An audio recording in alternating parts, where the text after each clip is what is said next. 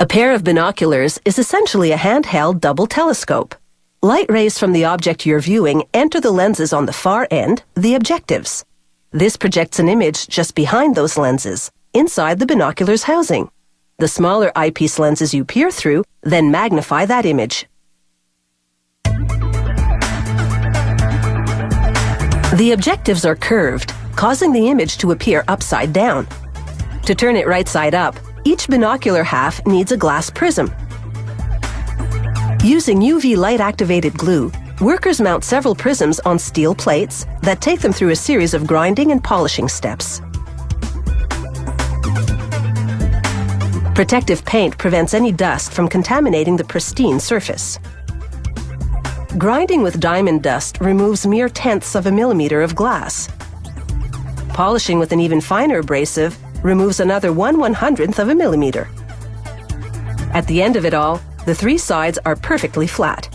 This minimizes reflection, critical for making the glass see-through. To make each prism, they glue two pieces of glass together at 90 degrees.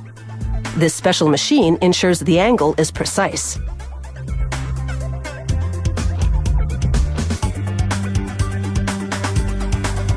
A shot of UV light dries the glue. The first piece of glass rotates the inverted image 90 degrees. The second rotates it another 90 degrees, completing the flip. Now for the objectives. These curved lenses have undergone the same grinding and polishing steps as the prisms. Now they go through a 9-stage computer-guided cleaning process. After inspecting the lenses, a technician glues two together. A double lens limits a type of distortion that causes fringes of color to appear around the image.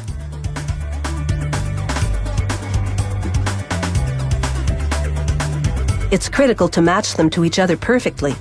If the alignment's off by more than just 1/100th of a millimeter, the image will be poor.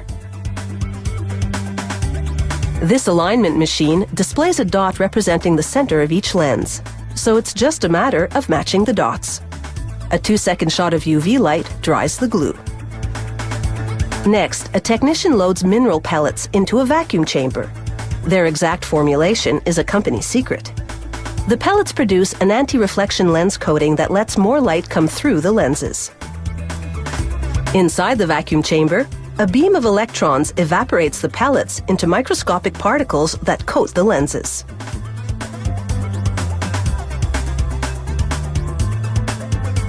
It's time to begin assembling the binoculars. First, the objectives go into the housing, which is usually made of plastic, aluminum, or carbon.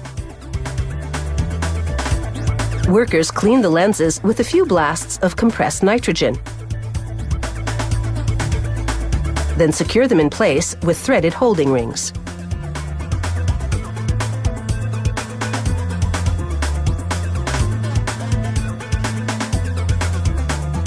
Now a few drops of glue behind the objectives, where the prisms will go. Another blast of nitrogen to remove any dust. Then they insert the prisms.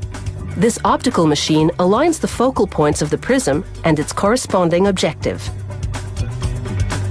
Then some more glue to lock in the positioning, and a blast of UV light to dry the glue. Now they silicone the objectives and prisms to the housing's middle section. Silicone creates an airtight and waterproof seal.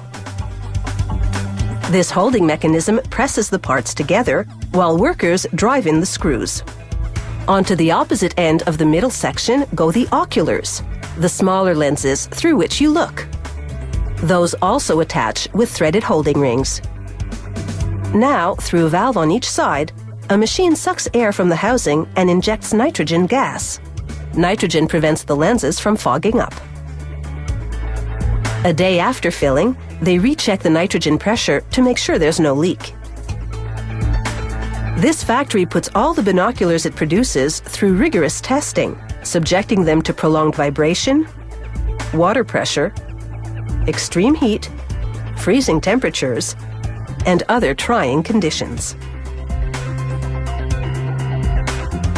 After every test, inspectors make sure everything still works perfectly, both mechanically and optically.